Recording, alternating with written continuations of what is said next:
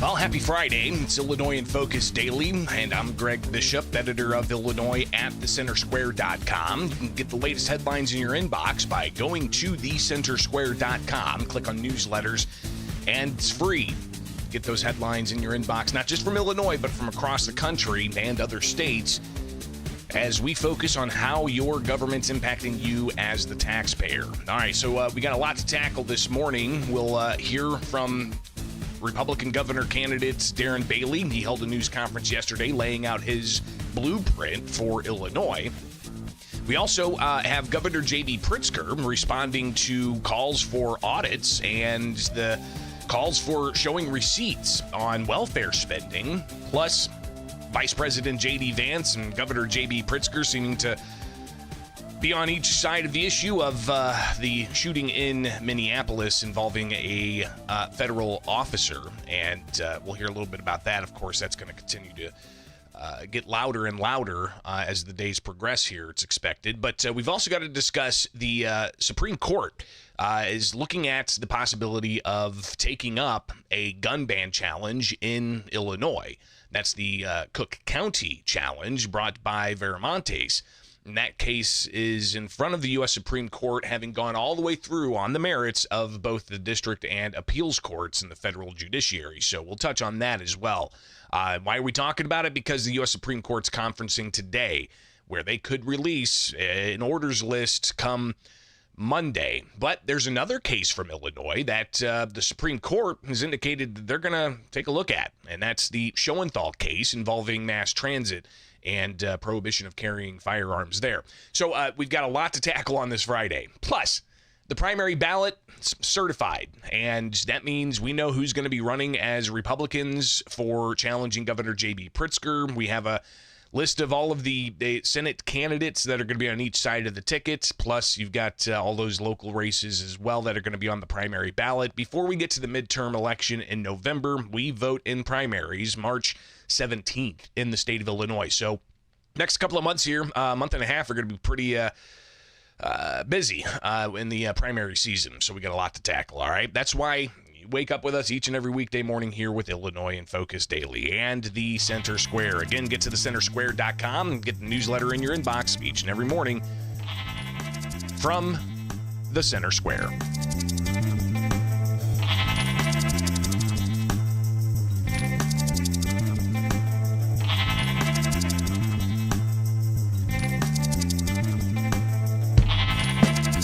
The U.S. Supreme Court conference today. We could know Monday whether or not they're going to take a gun ban challenge that's originated out of Cook County, Illinois, in the city of Chicago.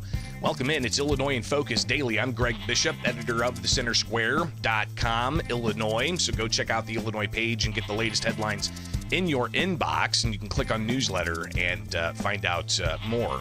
All right, so a couple of cases, actually, that the U.S. Supreme Court is considering here concerning gun control laws. You've got the Viramontes case, which they are expected to talk about in conference today. In that case, coming all the way back in 2022, an individual suing Cook County over that county's gun and magazine ban. But then when Illinois banned firearms across the states that were semi-automatic and different types of accoutrements and magazines over certain capacities, and requiring a registry of those who already had those firearms grandfathered in, that law passing, and then Viramontes wrapped that into their lawsuits. But the case, the district courts, the court siding with the state and the county, and the appeals courts, the court siding with the state and the county, didn't really have as thorough of a record as some may have wanted. But that case, the Viramontes case, is now in front of the U.S. Supreme Court, and they had it in conference several weeks ago before the holiday, but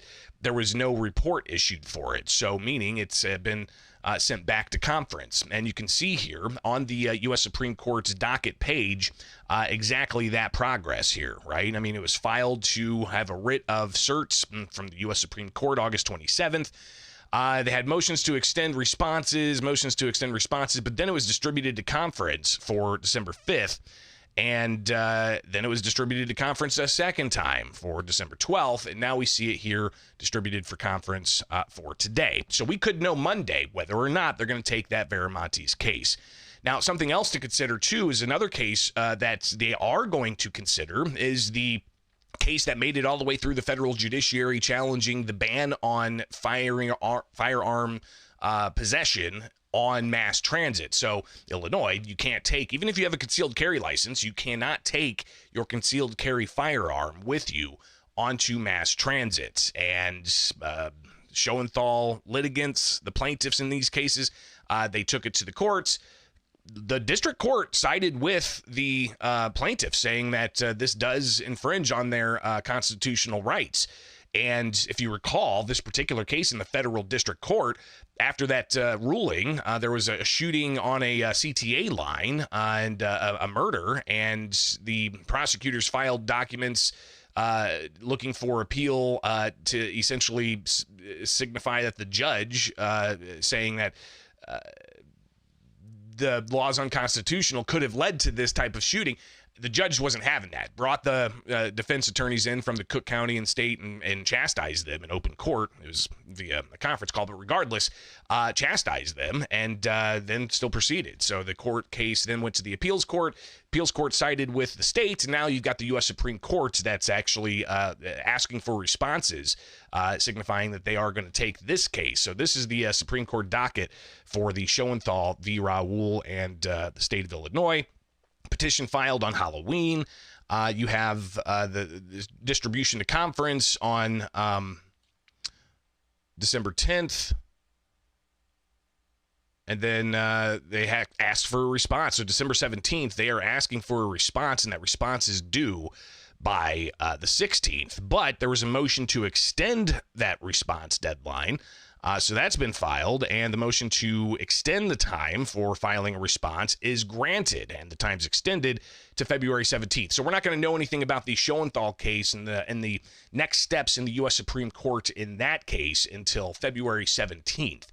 So all of this, of course, a lot of people are going to be watching closely. I mean, I know in Illinois, at least, we're still waiting on the Barnett case, which is the case out of the Southern District of Illinois that had a 4-day bench trial and thousands of pages of testimony and evidence that was compiled, a very strong record from many people's opinions. In the district court, that judge found it unconstitutional. It's now in the appeals court. They sat on it for months. Even though the law was deemed unconstitutional, it was still in effect.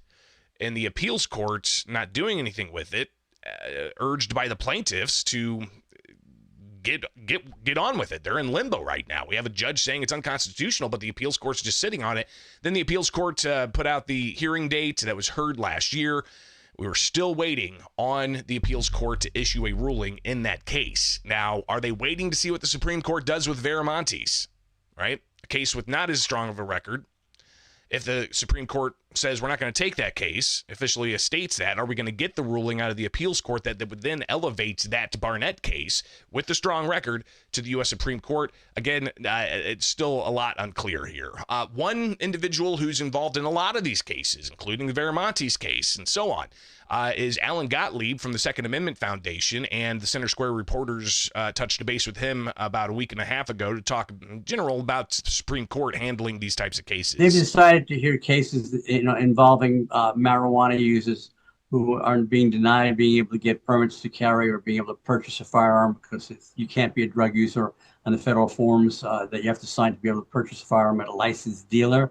They've already taken that case with that to hear. And then Hawaii, of course, we call it the vampire rule. Hawaii passed the law that says you can't carry a firearm or bring a firearm onto private property, period, unless the owner of the property or the restaurant establishment gives you permission ahead of time to do it. And they've taken that case as well. And we're engaged in that one with an amicus brief. So there's two cases they've already chosen to hear. and there's a bunch more on their plate dealing with various things from 18 to 20-year-olds being, young adults being able to purchase or get permits to carry a firearm, other sensitive places cases, so-called assault weapon ban cases and magazine capacity ban cases, restoration of rights cases for people who committed minor nonviolent, felonies.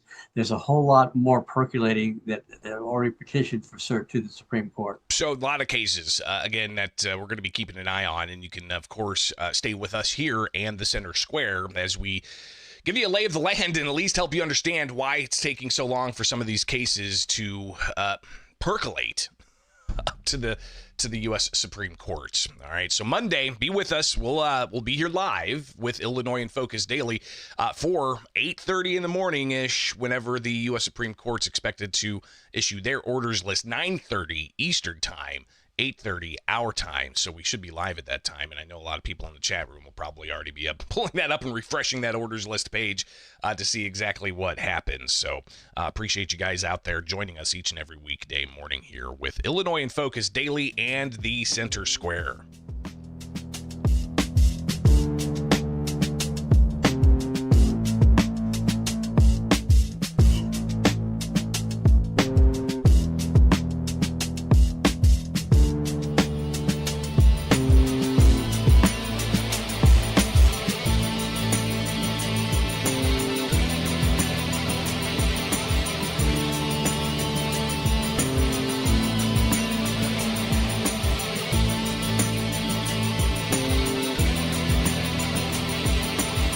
Governor J.B. Pritzker says Illinois state government gets audited all the time, and they do show receipts. But what do those audits show, and has there really not been much follow through by the federal government to try to combat fraud and actually look at those receipts?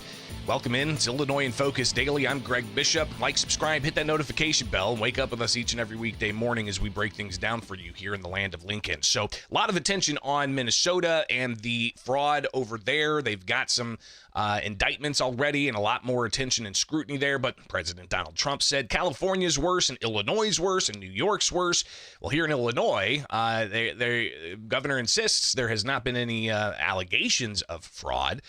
But when you look at some of the audits that are released each and every year, even though Illinois takes a long time to release the comprehensive financial audits, audits show that there are material weaknesses in reporting of how these tax dollars are being used. So get to thecentersquare.com, get the newsletter and the latest headlines, including today's headline about the audits that people are calling for, and Governor J.B. Pritzker saying that they do audit and they do provide receipts. Here is Jim O'Neill. He's the Department of Health and Human Services Secretary with the Trump administration, talking about their Defend the Spend program they implemented. We put the Defend the Spend on that beginning of last week, insisting that states provide receipts when they ask for money. So obviously the states are being asked to show those receipts. Governor J.B. Pritzker holding the first news conference up in the Chicagoland area. He was in Joliet yesterday signing that energy bill that Republicans say is going to increase costs by $8 billion by subsidizing battery storage. The governor was asked about showing those receipts. There is an auditor general that exists in the state of Illinois, and we constantly get audited. And by the way, we have a very robust system of oversight checking in on the child care centers across the state of Illinois. So what he's suggesting is redundant. And I don't think anybody in Illinois thinks that we ought to do what Elon Musk did to the federal government in the state of Illinois with something like Doge. Yeah, we do all the time. It's all available for anybody to look at. And, I mean, that's not a problem for us. We don't have to deliver anything. There have not been any allegations of it. Why are they not asking Oklahoma for this? Why are they not asking Wyoming for this? Why are they not asking Texas for this? Well, there's a reason, Governor. Yes, Jeremy. So clearly the governor saying that this is political and that that's the only reason why states like Illinois are being targeted. Again, Jim O'Neill with the Trump administration says there have been hot spots they've noticed. And they just want to make sure that things are clearly being spent on the appropriate things they're being spent for instead of being used for, say, political patronage. I think in some states it looks like there might be an informal political patronage system going on with providers and state officials looking the other way because they're part of this same political coalition. And that's, political machine that we've seen in American history, and it's important that elections be free and fair, and that taxpayer money only be spent on the purposes and the vulnerable populations that Congress and legislatures have decided to spend it on. And every layer of government has a really important responsibility to provide checks and make sure that all the money is being spent in the right way. All right, some of you internet sleuths out there, if you've got time on your hands and you want to do some research on audits of a whole host of things, I would encourage you to go to app.fac.gov.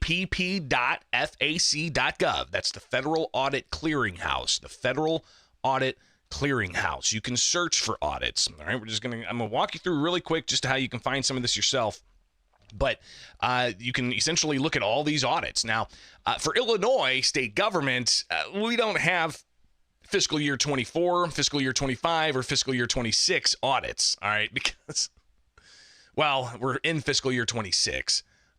Fiscal year 25 finished up July 1st of 2025. Fiscal year 24 finished up July 1st of 2024. But we have the latest audit from 2023. So what we're going to do is we're going to select just 2023 because I've already done this. At least, you know what, we can do all years. So let's just click all years, toggle that, come down to name or entity, and we'll do state of Illinois. And then we'll scroll down and just hit search. And it should take a moment. Get the beep, bop, boop, bop. And you can see state of Illinois. All right. So accounting year 2023. That's the most recent accounting year. And you can actually go and view this for yourself. It's 800 pages long, but go to the story at thecentersquare.com and you'll see some pullouts here of the various federal programs that Illinois handles and the type of opinion that auditors gave. As you see here, the adverse opinion, there's 2 of them. And that means that there is severe material weaknesses in tracking that money. So again, you've got the Crime Victims Assistance Fund, adverse reactions. They haven't been able to track that money properly. The COVID-19 Homeowners Assistance Program Fund, adverse reaction. Then you see the qualified opinions, qualified for SNAP, qualified for special WIC, qualified for a whole host of different types of programs, even further, qualified opinion for LIHEAP, qualified opinion for the Child Care and Development Fund. That's that fund that is really at the target of the Trump administration at this point. What a qualified opinion means is that there are specific material weaknesses within the program's operation that the state is utilizing federal tax dollars for. So again, while the governor says they get audited, they do get audited, and the audits come out super late, according to financial watchdogs. And when you get these audits and they show that there's qualified opinions and adverse opinions for how you're handling federal programs, what's being done about it?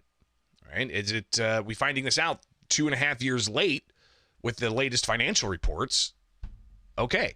And I did, look at like Oklahoma, for instance, at the federal clearinghouse for audits. And you can go and look up some of those yourselves and find the adverse opinions and the qualified opinions. And you'll be able to see just exactly how other states fare. All right. It's Illinois in Focus, though, here with the Center Square. Like, subscribe, hit that notification bell, and wake up with us each and every weekday morning here as we bring you the latest in the land of Lincoln.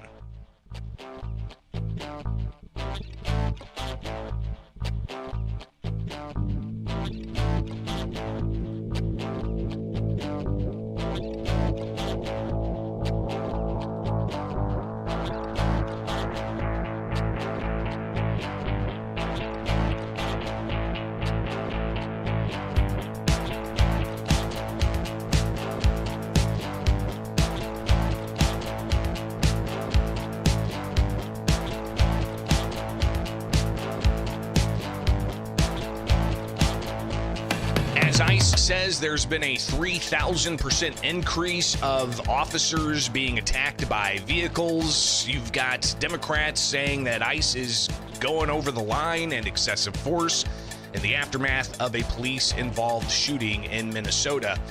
And each side of the political spectrum coming out on this. It is Illinois in Focus Daily. I'm Greg Bishop. You can wake up with us each and every weekday morning here with the Center Square and get headlines in your inbox at thecentersquare.com. All right, so several months ago when Operation Midway Blitz began in Chicago, there was a ICE-involved fatal shooting that happened. And there was even another non-fatal shooting that happened. And it involved people in vehicles getting close to ICE operations.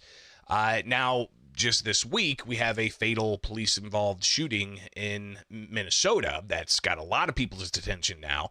And that attention is growing on whether or not ICE is conducting themselves in a self-defense posture when this type of thing happens, or if ICE or federal law enforcement officials are just going over the line. Obviously, a very tragic situation. But we have this headline from thecentersquare.com. Foreign national charged with having gun near ICE agents in Chicago. This came out late last night from the Northern District of Illinois. Federal prosecutors. Mexican national being charged with illegally possessing and firing a loaded handgun in Chicago near immigration enforcement actions last year. Federal prosecutors allege Hector Gomez brandished a firearm at a victim November 8th. Shortly after, Chicago police officers found the gun in Gomez's lap while he was parked in the Little Village neighborhood of Chicago. 4 hours earlier, prosecutors allege that at least 2 rounds were discharged from the same gun about 2 blocks from the parking lot. The rounds were fired in the proximity of U.S. Customs and Border Patrol agents who were engaged in the performance of their official duties, the indictment said. Gomez had previously been convicted of a felony and was removed from the United States on at least 4 different occasions between 2008 and 2015, according to prosecutors. Safety of federal officials, obviously, a lot of attention's been on that. The U.S. Customs and Enforcement says that ICE officers have seen a 1,300% increase in attacks against them. And then, as we had in Minnesota this week, a female driver was shot to death by a federal officer, and video shows the driver driving into the officer. Federal immigration officials were in the area conducting operations.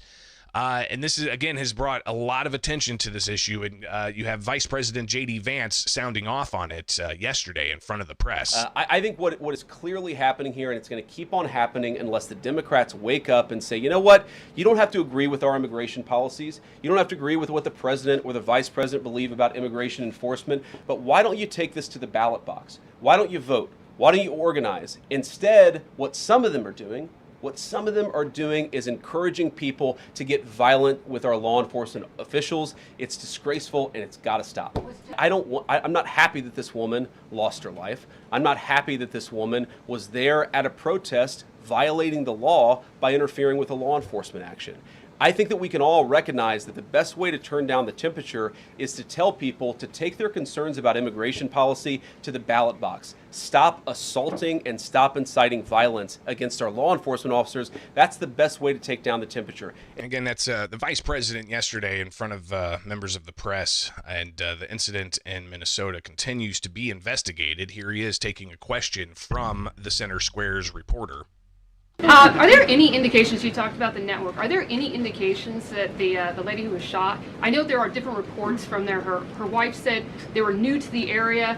Are there any indications she may have been a paid agitator, and maybe that there are others that were brought to the area, considering everything that's going on in Minneapolis? I wouldn't say that she was paid. I don't have the evidence to say that one way or the other. What I do know is that she was violating the law. And if you just look at the eyewitness accounts, they were saying she was there to prevent the enforcement of the law. She was trying to obstruct a legitimate law enforcement operation. That much is obviously clear. The rest of it, of course, is part of the reason why we investigate this stuff. And again, that was our Washington, D.C. Bureau Chief, Sarah Roderick Fitch, and we anticipate to talk with her a lot more here in the future. So looking forward to that. But clearly a lot of back and forth on this, and the politics also becoming evident. Governor J.B. Pritzker being asked about this yesterday.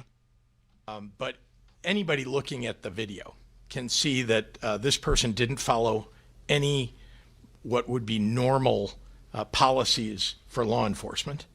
It's clear that this woman who was killed, this mother who was killed, was moving very slowly, not attempting to go after anybody. There was somebody, if she really was, as the president has implied, a domestic terrorist of some sort, there were things that she could have done with people that were standing there. Didn't do any of those things. And it's clear that the person that they're saying was in danger was not actually standing in front of when she was moving and was not in danger. Now, I'm not going to air the video here. There's multiple angles, and things get real muddy when you start pulling stuff off of just random X accounts. But clearly there's going to be different perspectives and from these different angles. Vice President Vance, which, by the way, I mean, you know, the vice president, could he be the next one up for the Republicans in 2028? And could J.D. Pritzker be, you know, the presidential candidate for Democrats in 2028? I don't know, but interesting kind of split screen here. But back to Vice President Vance, he says that this woman. Are there any indications you talked about seems to have been radicalized? Apologize about that audio in there, but this woman appears to have been radicalized by members of the press and how they report on all of these things. And again, he says, go to the ballot box. Don't stand in front of ICE vehicles or try to impede federal officials conducting federal law enforcement. She was trying to ram this guy with her car. He shot back. He defended himself. He's already been seriously wounded in law enforcement operations before, and everybody who's been repeating the lie that this is some innocent woman who was out for a drive in Minneapolis when a law enforcement officer shot at her, you should be ashamed of yourselves. Every single one of you. Very, very intentionally, because this was an attack on federal law enforcement. This was an attack on law and order. This was an attack on the American people. The way that the media, by and large, has reported this story has been an absolute disgrace, and it puts our law enforcement officers at risk every single day. What that headline leaves out is the fact that that very ICE officer nearly had his life ended, dragged by a car 6 months ago, 33 stitches in his leg. So you think maybe he's a little bit sensitive about somebody ramming him with an automobile? What that headline leaves out is that that woman was there to interfere with a legitimate law enforcement operation in the United States of America. What that headline leaves out is that that woman is part of a broader left-wing network to attack, to dox, to assault, and to make it impossible for our ICE officers to do their job. If the media wants to tell the truth, they ought to tell the truth that a group of left-wing radicals have been working tirelessly, sometimes using domestic terror techniques to try to make it impossible for the President of the United States to do what the American people elected him to do, which is enforce our immigration laws. The President stands with ICE, I stand with ICE, we stand with all of our law enforcement officers. So what's the investigation going to tell? Obviously, you've got federal officials who came out pretty quick here and said that, you know, it seems to be a case closed, but the investigation's ongoing. We'll see what the final report indicates. Regardless of all the different interpretations you're hearing about in the media, about the different angles of video showing this, Vance saying that this woman would not even been in the situation if it wasn't for the overarching political rhetoric, some may say, from Governor J.B. Pritzker, who's said, get out on the streets and film these things, and, you know, blow your whistles and such. A lot more to come of all of that. All right, it's Illinois in Focus Daily. I'm Greg Bishop. Like, subscribe, hit that notification bell, and wake up with us here with the Center Square. All right, one final segment here, guys. Stay with us.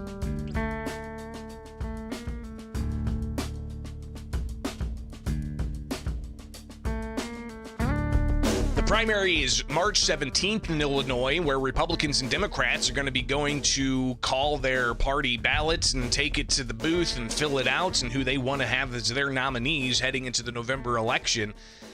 It is Illinois in Focus Daily. I'm Greg Bishop. So you got the State Board of Elections yesterday meeting, and they certified the ballots, and you can go and see who the active candidates are in these various races. Go to the Illinois State Board of Elections website. It's elections.il.gov. And if you're an active voter, I would encourage you to go check this out, just so you can keep up to date and look at all of the various things you need to know. So if you go to Information for Voters, you click through that, and then you'll see who's running for office. You click on who's running for office. That'll take you to this with more prompts. You want to click here to search filing candidates. Got a hyperlink, you click through, and then you see general primary for March 17th. 643 people filed. But yesterday, the State Board of Elections did meet. They've been meeting off and on here the past few weeks to deal with objections to various candidates' filings that happened late last year.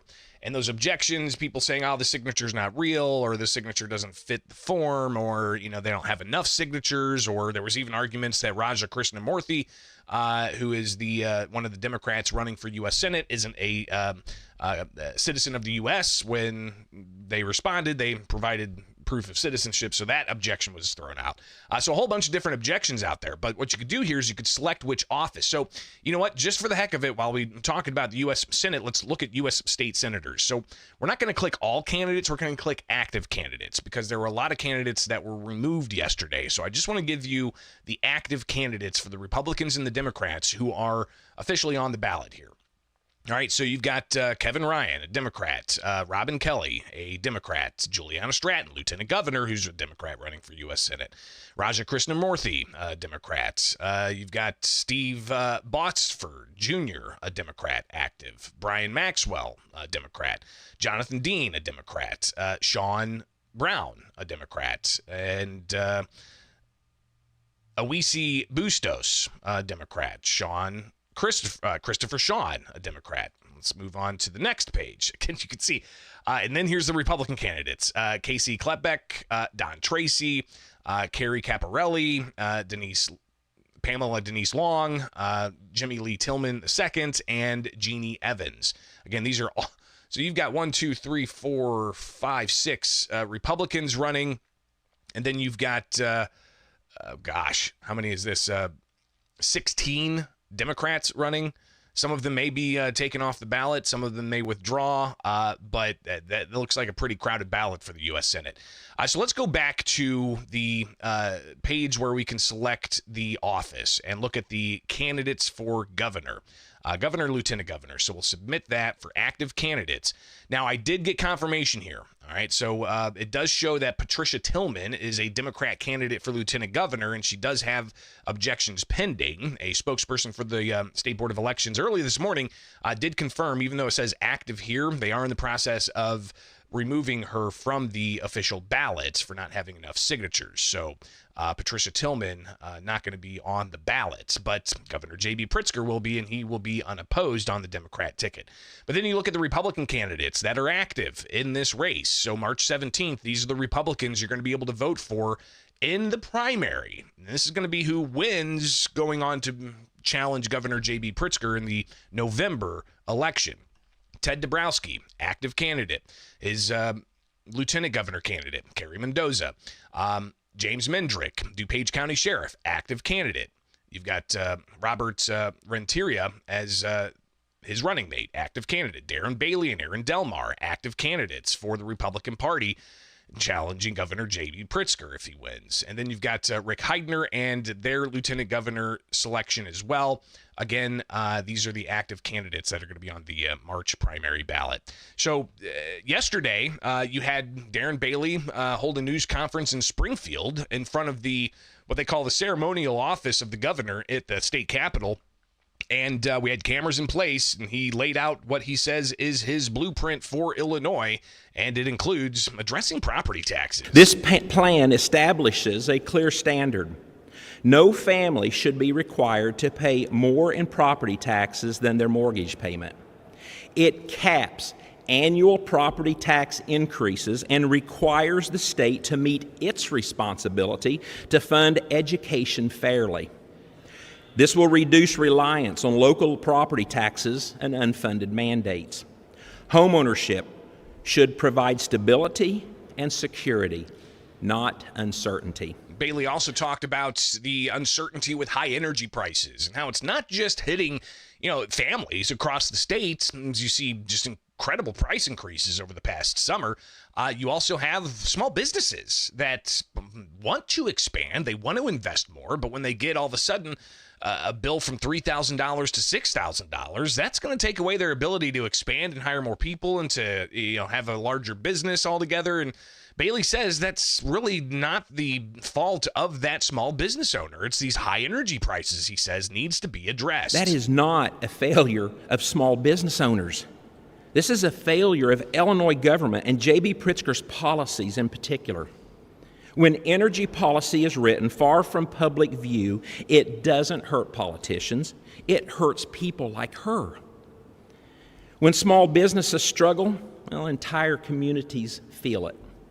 The blueprint for Illinois addresses this directly. It repeals J.B. Pritzker's failed CEJA legislation. It freezes new rate increases, rolls back cost-driving mandates, and it requires independent public audits on major utility contracts. Energy costs must be predictable. They must be transparent, and they must be affordable. Are they affordable right now? With the law that Governor J.B. Pritzker signed yesterday, you've got Republicans and business owners worried that's going to increase the price of utilities substantially by not lifting the end date for coal-fired, natural gas-fired power plants, but instead investing in battery storage.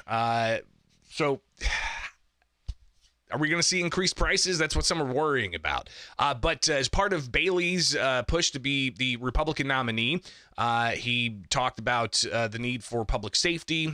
Bailey's running mate, Aaron Delmar, talking about the need for people to be held accountable for wrongdoing. The blueprint for Illinois restores a balanced, responsible approach to public safety.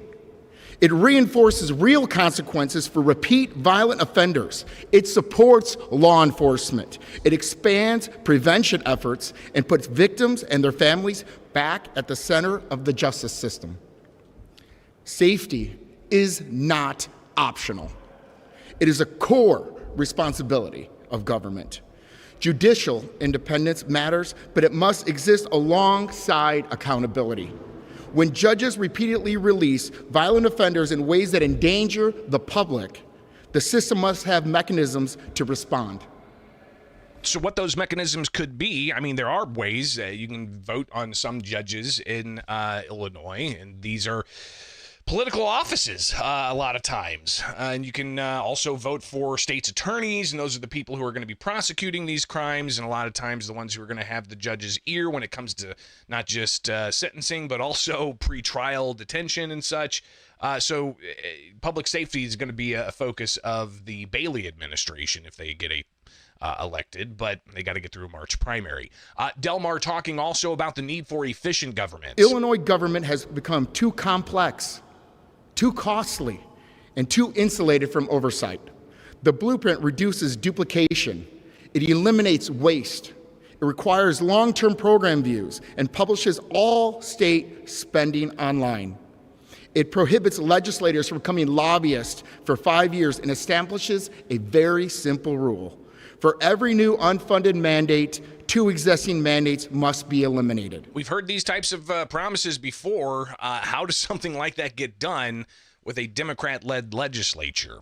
So again, that's a question that at least we hope to talk with the Bailey campaign about, and we will make those efforts again to get a one-on-one with the former state senator and former gubernatorial candidate. I mean, Bailey ran in 2022 against Governor Pritzker, winning the primary there with an interesting slate of Republican candidates. But, you know, we've also got an interesting slate this year, right? You've got Ted Dabrowski, some would say a policy expert, has been watching Illinois state government and the numbers for quite some time, everything from population decreases to education outcomes to state spending on nonprofits.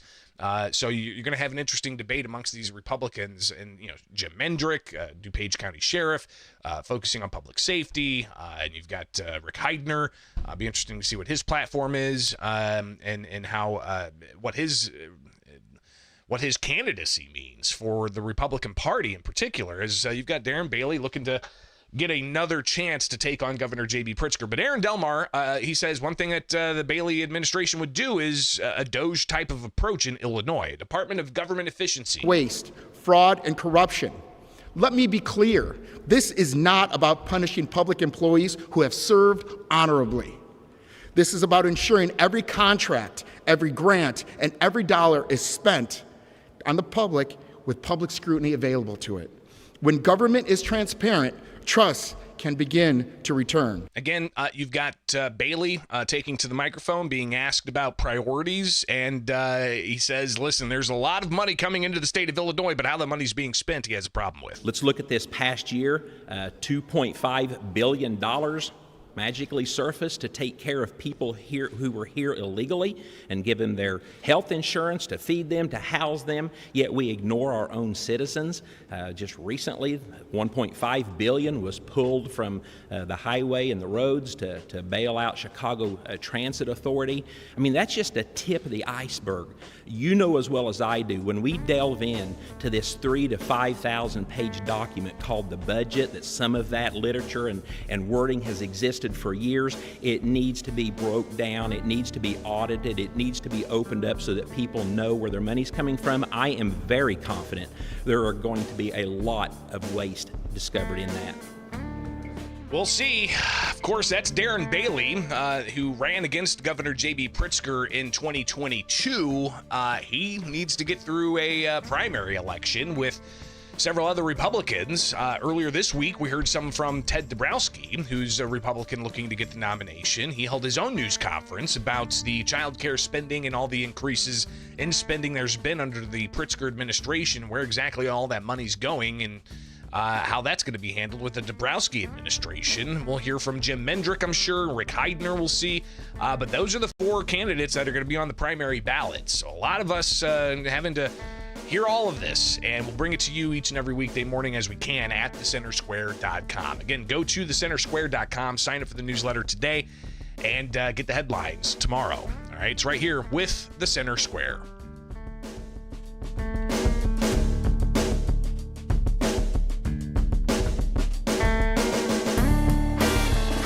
That's all I got for you on this Friday. Busy day, busy week. Oh, it's 2026. We got a lot ahead of us. Hopefully you guys are going to be with us each and every day here with The Center Square. Good stuff ahead. Be sure to get the headlines, get the newsletter, subscribe to this channel. Find us on other social media, all right? X, Facebook, Instagram. I think we got a TikTok. I'll have to check with marketing on that, but find us anywhere, all right? Just search The Center Square and find Illinois' page at thecentersquare.com. Wake up with us here with Illinois in Focus Daily, only with The Center Square.